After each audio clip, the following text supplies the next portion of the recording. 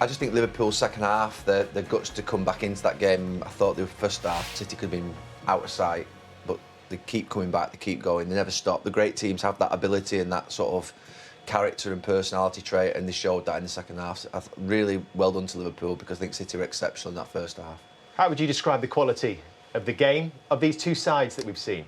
It was quality, but it was also, he said it there, it was frantic at times. So there's an element at times of, you saw it towards the end when they were bringing each other down, panicking a little bit, thinking about the counter-attack. But they are exceptional teams, so good.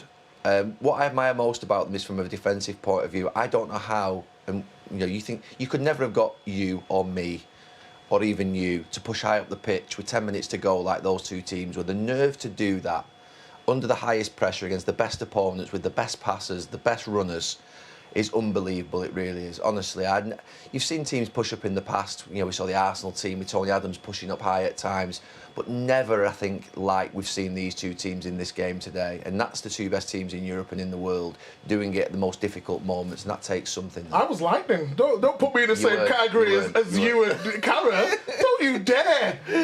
You did drop deep towards the end of your career, Gary, I have to say. You were behind the goal at one stage. Yeah. But that takes courage. Gary mentioned it takes courage to do that. When you're up against that quality, courage. Is it courage of the individual or courage of the coach? Both, really. Both. Because obviously the players have to go out and do it, but it's the coaches obviously giving them that message, and they're doing it. They're brave enough to do it. But is it also because these are two managers that we are watching here who just want to win? We talked at one point earlier today about whether either team would settle for a draw potentially, or whether a draw would suit, not losing would suit. No, they were both managers. You have to credit, and both teams. The players obviously have to go out and do it. They were desperate to win this game, and there was all talk before the game, even from the managers, going, "Well, not will be decided today. There's still games to go, 7." But it didn't seem that way when the game started. It felt like winner takes all today. They both played with that attitude, and that's why it was so entertaining. It was fantastic. When you talk the actual courage, I think it takes more courage for Liverpool in some ways, because Manchester City is such a special team technically. I don't think we've ever seen anyone like them really in our league, the way they just keep the ball, you feel like you can't even get the ball off them and make passes. So to sort of take that position where Liverpool go, and you think of every other team in the Premier League, when you play Manchester City, you drop off and you hope for a counter-attack. Liverpool are the only team who try and take them on at their own game, and they're good enough to do that. They're both completely different teams about how they go about things. So to actually do what Liverpool did second half, I mentioned that before you came in, the actual character they showed to still keep doing the same things that they've done in the first half. They're still really high up the pitch, but it was about making more passes and being more brave on the ball. Yeah, I agree with that. They should have been punished though as well. We talk about systems and whatever formation you want to play, but you still got to do it. You got to implement that in a training ground and then take it out on the pitch. So I do admire Liverpool for going toe-to-toe, but in terms of Man City in that first half, I just thought there was a little bit better in Liverpool, and it didn't punish the weak at the time. Liverpool come back second half, 46 minutes, Mane, and Liverpool on the counter-attack, they're so dangerous. But lads admit to it, when you are even got your nose in front or you're under pressure, human nature is let's drop back. Yeah. You can't help it. It's like sometimes you have arguments, midfielders, defenders, you're getting them up, but you're just going, we're up against a really good team, and you get drawn back. So these teams to have that mentality. It mesmerises me, honestly, Dave. We've played in top football matches at the highest level, and Roy's absolutely right. When you're under pressure, you're winning, your tendency is just to drop back a little bit. They don't give an inch this lot. They just keep on pushing up.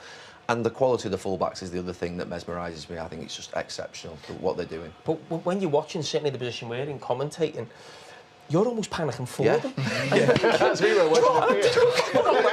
The Edison, Yeah, it is. I mean, these two coaches are taking football to the absolute extreme. You talk about how compact the team is, playing good football, pushing high up the pitch. I mean, these two coaches just pushing the boundaries. And the dust starts to settle, and we all try and work out what it all means. And the good news is for Liverpool is that the conversations can still go on with Mo Salah and everyone else about the quadruple. And Manchester City still have the potential of the treble. Now, for Liverpool to do it, they're going to have to potentially get past them in, League, FA Cup and Champions League. How do you see it now? Well, do you know something? We've looked at that Manchester City run in the Premier League. We'll deal with the Premier League first, because the cup competitions, anything can happen. But in the Premier League, we've looked at City's running and think, oh, that's an easier running. actually, that's because we're historically looking at a Merseyside derby and a Manchester United game that ordinarily in any other season would be quite tough. Those two teams, to be honest with you, are appalling at this moment in time. So they could be easier than any of the teams that City have got on that left-hand side. You know, Watford are fighting for their lives for Manchester City. Leeds still have to win games. You know, Newcastle away. So I think that before the game, we looked at that Liverpool running and thought, other than the Tottenham one, the rest of them, I think the games. It's a dangerous game to play. I know it's okay for us to talk about, but I guarantee you, obviously, the manager and the staff, you cannot be looking too far. I think the away games. I think the away games. I think Liverpool and Manchester City, no matter who they're playing at home, they're going to expect to win the game. And I just think of those away games where you'd expect them to win, but the Leeds away, West Ham away, Wolves away, because we're only talking about a draw being sort of fatal. Aston Villa away.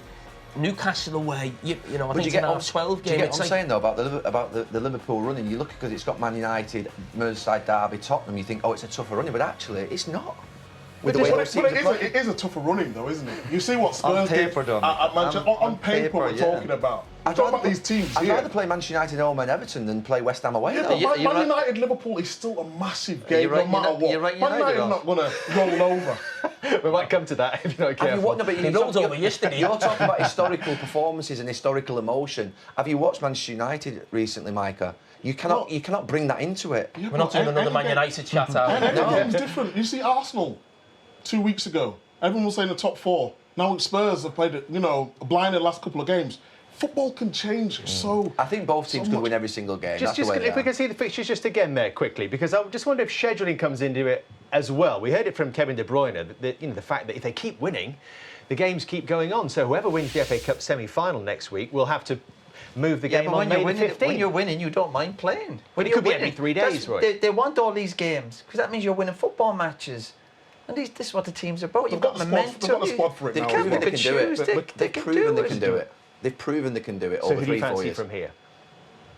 I've always said City all along. I thought Liverpool maybe a couple of weeks ago with the might there, but I think just City coming off today, just City. But there's no science behind that or no. I think it depends on this week. This is a massive week for City. Atletico is not going to be easy. We even have a 1-goal, advantage. Then you go from that. You go into a FA Cup semi-final. The next 2 games could take it out of the. It's not meant to be easy, don't make it. Exactly. It's not meant to be easy winning titles. But it takes it out of you. Of course it does. But that's when they've got the squad and the brilliant managers. You're playing at home and you have 75% of possession. You feel the ball, touch the ball, no problem. You come out after the game, I've not even played today. This took it out of them today.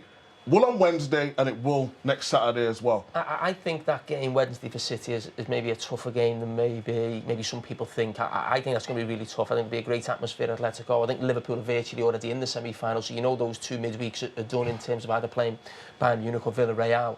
I think if City went out, I think that would be a massive advantage for them in terms of the league. Huge. Who gets your vote? I'll still stick with City. I think they'll just about do it, yeah. Liverpool. What else can I say?